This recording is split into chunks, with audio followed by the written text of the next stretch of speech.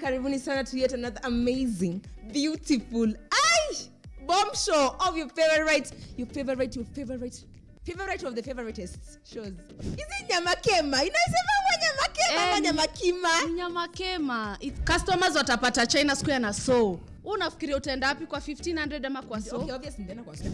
Hebu asemku huko nyuma mtuambie, hizi nyama kima au nyama kema? Nyama kema. Hakuna. Wanaume wanaogopa watakosa bibi. Mnaogopa because you know. Mtazali ni. Asa hivyo.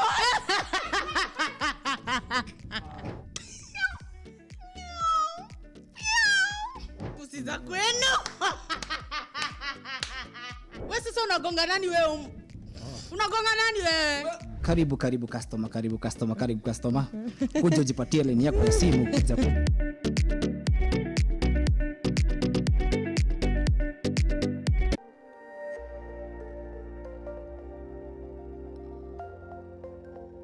Everywhere, GBS.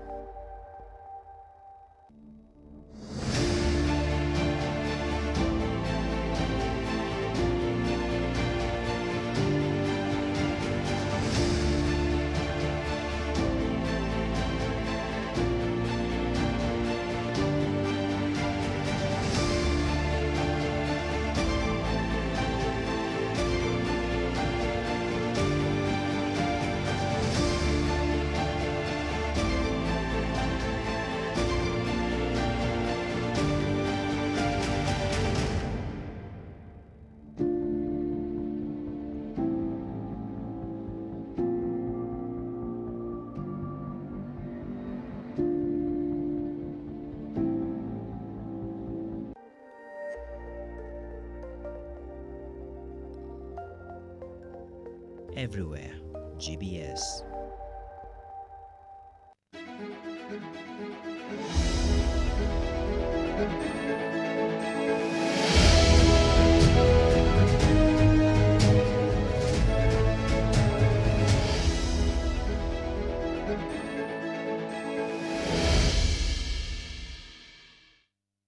Welcome back to The Insight. Of course, we are still having this conversation, the president and the people under the state of the nation. Thank you so much, gentlemen, for staying put with us still. And of course, we are continuing with this conversation. And the next part will be about the economy. I understand, we all understand that the president had a plan, dubbed the plan. Actually, it was under the UDA manifesto.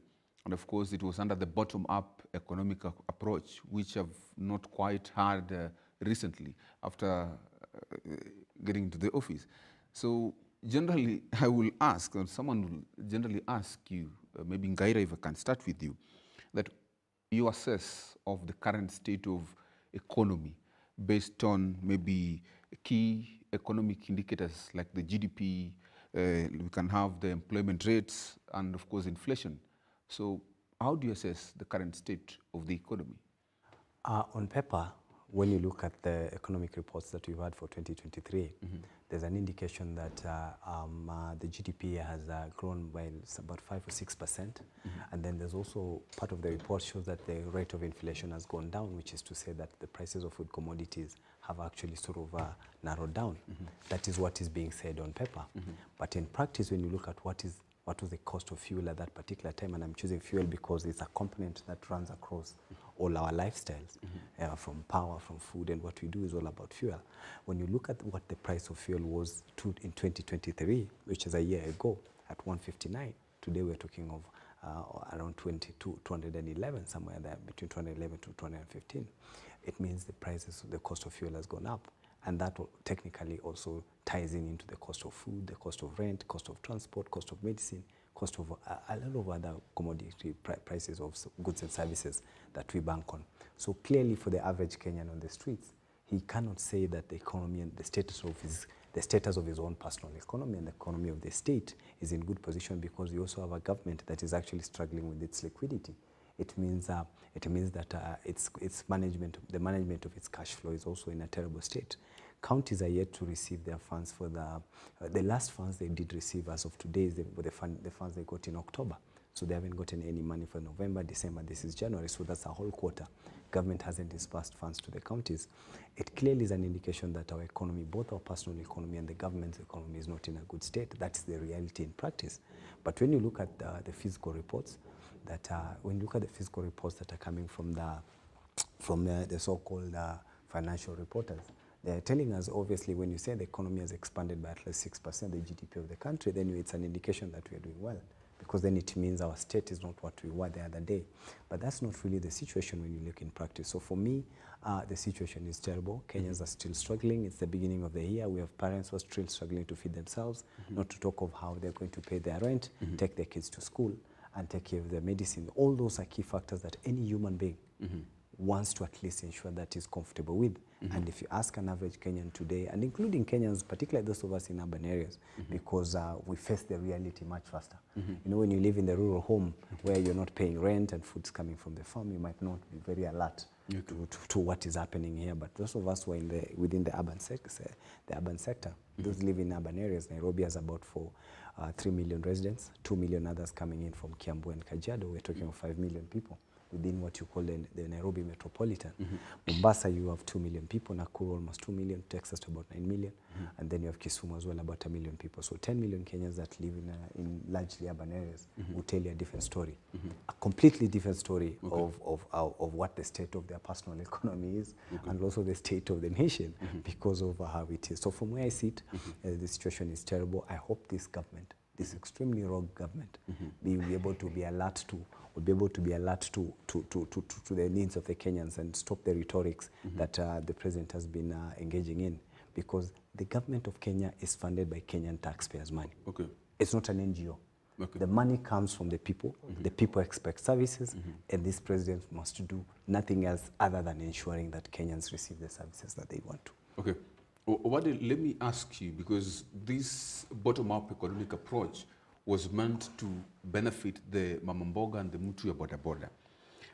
In this government, generally, led by the President William Ruto, are there maybe any policies? Because when you talk about Mtu ya Boda Boda, Mtu ya Mama Mboga, these are small businesses.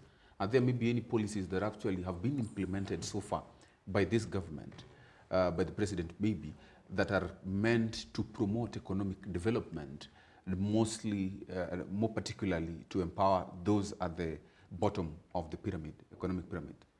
I think, Kwach, while President Ruto, while we may critique President Ruto on one hand, I think it's fair enough that in certain areas we give the man his flowers while he's still here.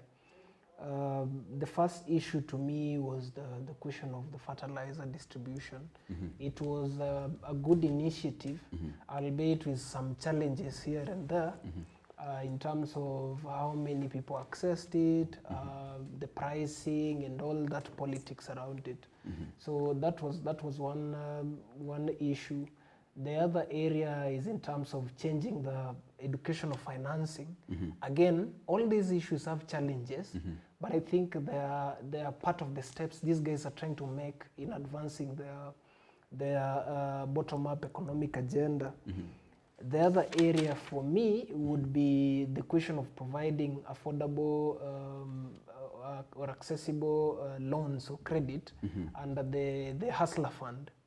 In all honesty, there are some people now who can access funds at very low rates. We may have all the politics about it, but I believe it has helped wherever it has helped. But again, all these issues have challenges. The affordable housing program, it's a continuous discussion. It needs to be developed with various stakeholders and be aligned within the law. But again, there are issues like taxation, public participation. So I think on those 4 areas, the president has tried. He has tried, from where I sit, he has tried to do what he can as at the moment. But these issues, again, I'll go back to the people who advise him. They have challenges. We have the Attorney General, Solicitor General, we have his cabinet secretaries. One area that has succeeded to the hustlers, and by these hustlers I mean the people who are at the center of campaigning for this government. Who are these political leaders who were elected? Those are the hustlers I'm referring to, not the guys at the bottom. Those hustlers have actually benefited One example of their benefiting is now we can see politicians flaunting huge wads of money. They're walking around with millions of cash, going to sports tournaments. To somebody who is so huge on matters of good governance and anti-corruption and all that, I'm not happy about it. But to them, for certain I know, they've done well in terms of giving people handouts. They've also done well in terms of now the politics being being so antagonistic, which is again, it's a bad thing, but maybe to them it's a good thing. So all these things have challenges. Let's give them their flowers while they're still here. So according to you, most probably the most they've done in terms of policies has been both affordable housing. Affordable housing, which is still a work in progress. Yes. Yes. That is affordable, the credit, the Hustler Fund, Yes. I'll give them that. Okay. Then the other issues I've said, these other, don't want to say non-issues, but all these other issues that have challenges. The fertilizer program was a very good initiative. But then the fertilizer program was so good. But it's not the first time it's being done, yeah? Okay. They tried to improve it, Okay. but then they had access issues around it and financing. And then you've talked about issues of taxation, which is still, Angaira is still a very big issue. People are talking about it. There's so much taxes, and actually they say that, of course, the president is taxing the country to maybe poverty or maybe to wealth. So my question will be, because amongst the agendas of the president as he was campaigning, actually, and as part of the plan of his economic recovery, was that there could be the gap between the wealthy and the poor could be bridged in terms of income inequality. Which steps have been made so far? And do you think that we are maybe maybe we're bridging the gap in terms of income inequality between the wealthy and the poor? Where are we?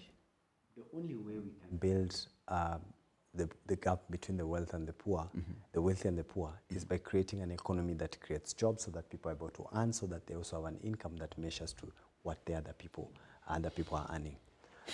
World over, my brother Kwacha, I want you to know, for you to have a strong economy, you must have a very strong manufacturing sector, because that is where production is done.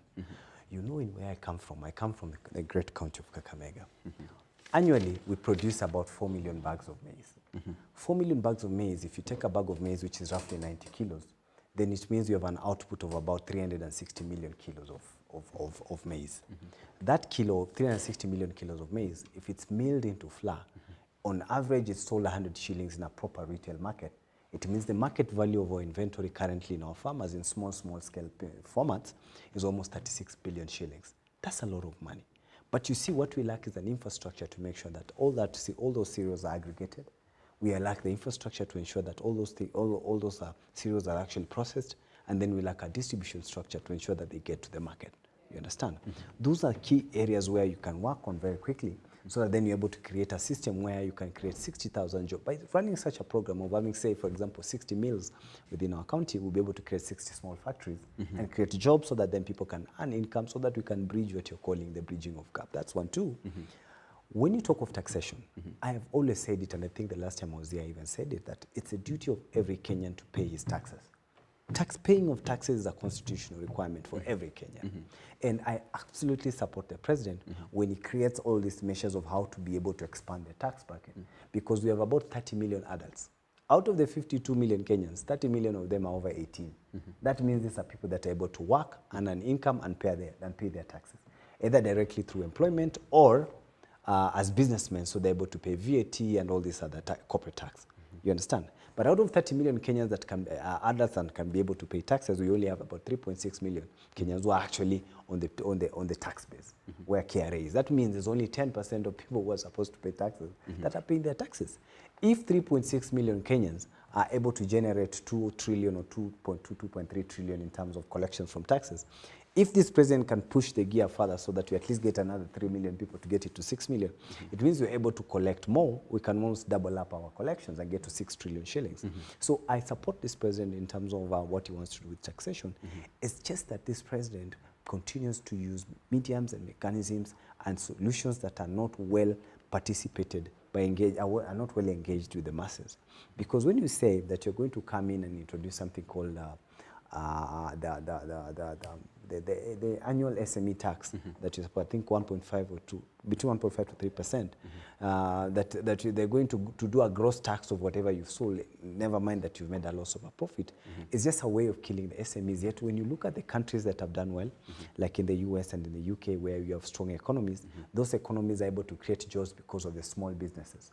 Majority of those people employed in public service, employed who are in employment in such developed economies, are those people employed in the private sector. Okay. The US has about 300 million people, but just about 1 million public servants. That tells you that we have another 150 million Americans that are employed elsewhere and not in the public service, because that is where majority of the jobs are created, and most of them are not national corporations, but are the small businesses that you're able to create. You go on a small restaurant, I own a small barber shop, you know, I'm able to hire 5 or 10 people, somebody is able to hire that. That's how you create an economy. So the SMEs, who are the engine of such economies, should be the most pampered institutions within the business sector, because if you go hard on them, I don't know if you've tried to own a business in this town, especially in Nairobi. I've done it for the last 15 years. The moment you open your shop here, when you just look at the taxes and the licenses that you're supposed to be able to pay just before you take off, you already have 100,000 shillings just on licenses. Okay.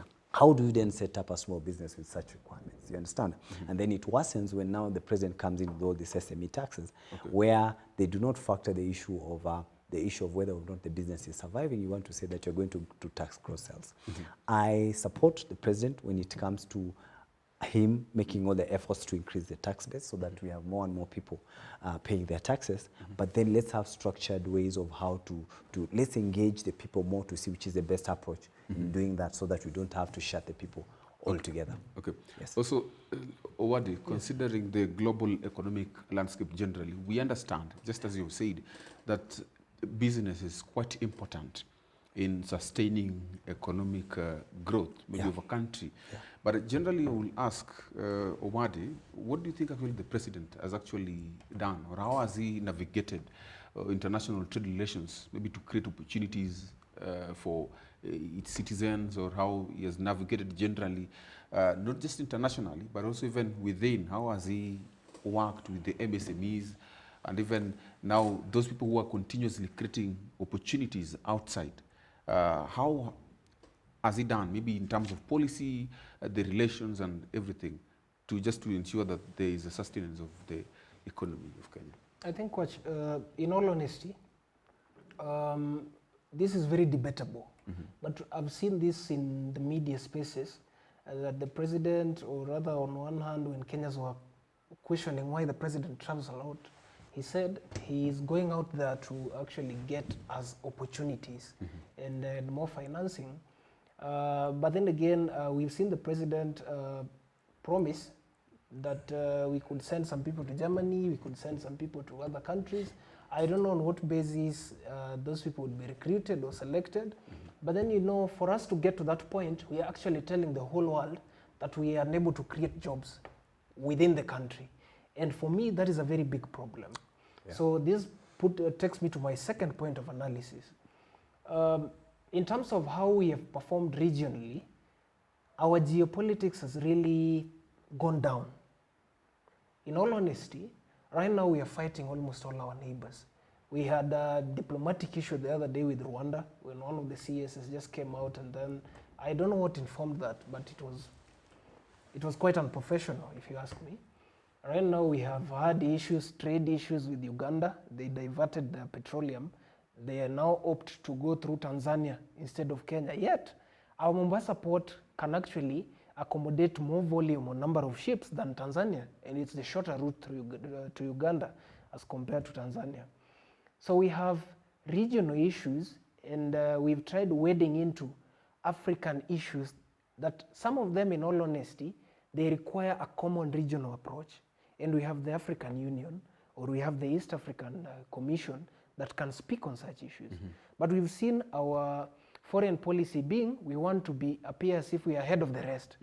And we always want to appear as if we oppose the rest on some issues. But I think, quite in all honesty, we can't survive that way. Okay. How has this affected us? One, our tax policies within the country are now driving out foreign investments. People are losing jobs.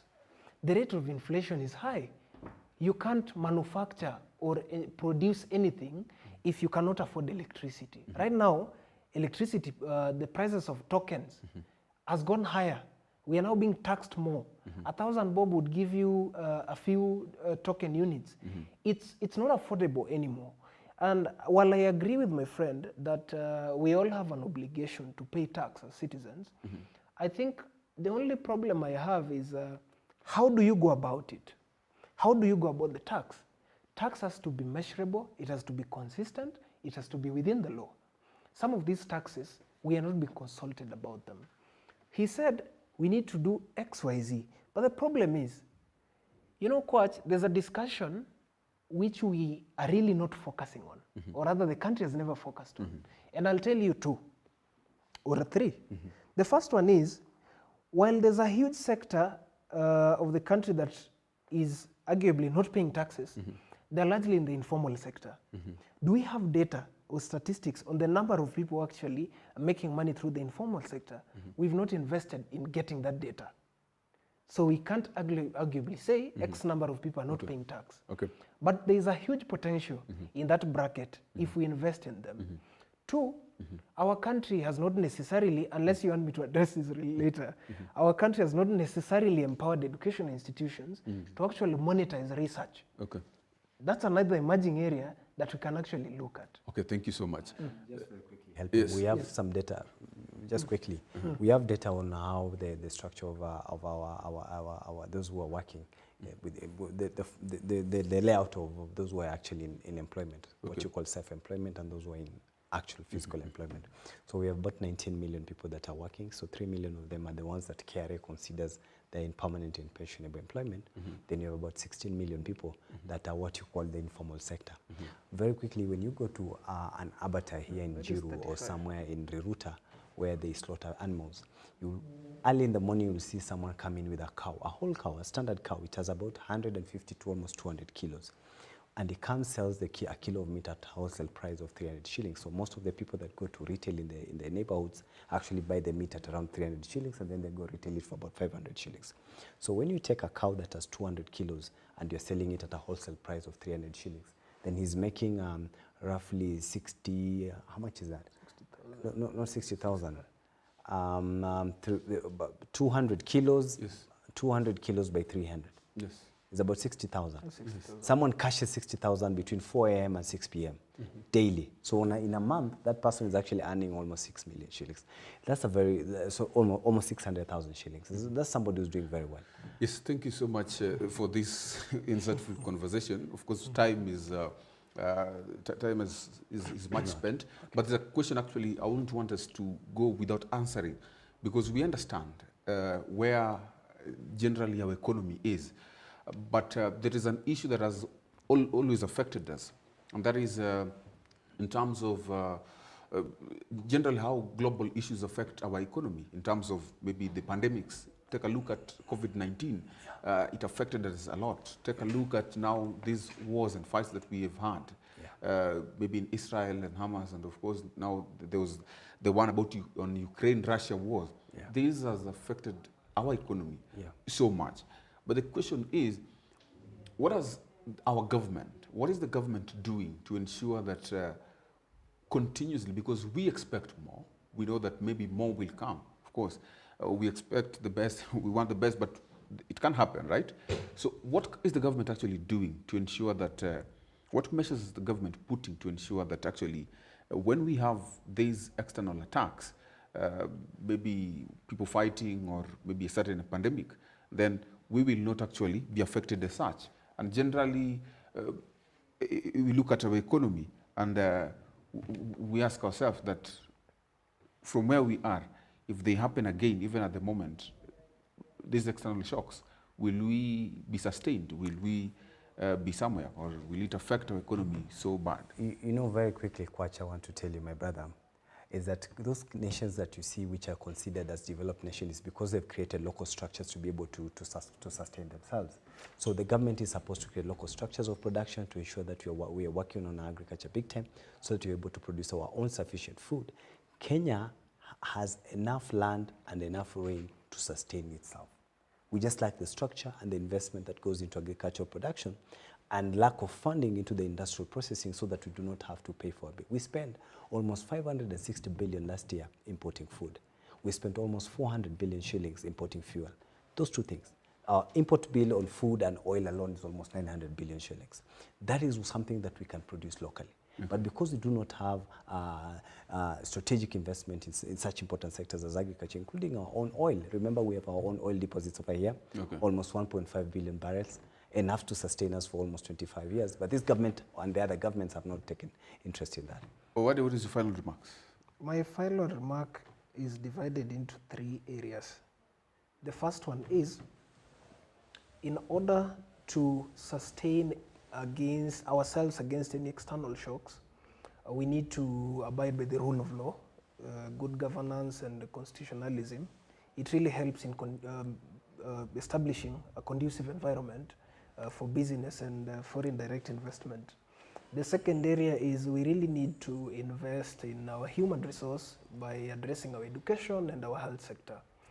The final issue is that our foreign policy really needs to be redirected and restructured in terms of how do we get value from our friends out there? How do we get value in terms of technology transfer and innovation? And then finally, the country should really now refocus into these untapped areas. Untapped areas include matters of science, technology, and innovation. Let's focus on IP or intellectual property rights. They are critical area that can give us good revenue. We have many people who are very brilliant. We have many innovators within Kenya, but we've not really invested in that field. 2, let us invest in research and development by empowering educational institutions.